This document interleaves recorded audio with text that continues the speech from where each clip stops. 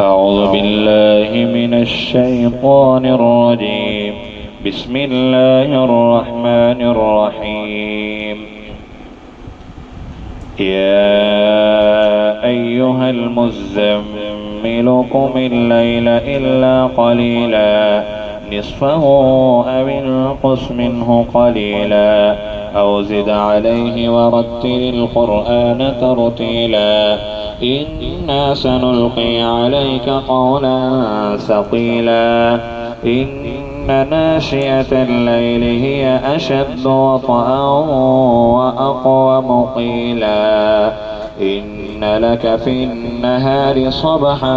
طويلا واذكر اسم ربك وتبتل إليه تبتيلا رب المشرق والمغرب لا إله إلا هو فاتخذه وكيلا واصبر على ما يقولون واهجرهم هجرا جميلا وذرني والمكذبين أولي النعمة ومهلهم قليلا إن لدينا أنكالا وجحيما وطعاما ذا غصة وعذابا أليما يوم ترجف الأرض والجبال وكانت الجبال كثيبا مهيلا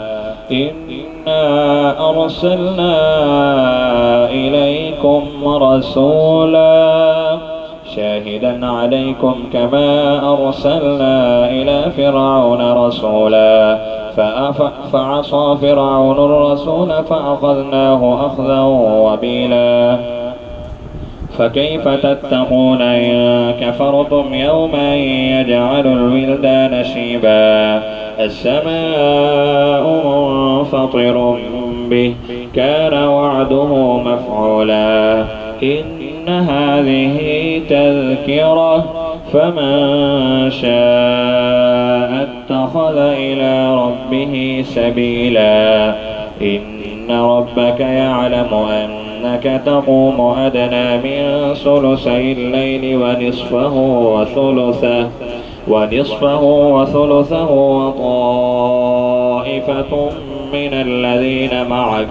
والله يقدر الليل والنهار علم أن لن تحصوه فتاب عليكم فقرأوا ما تيسر من القرآن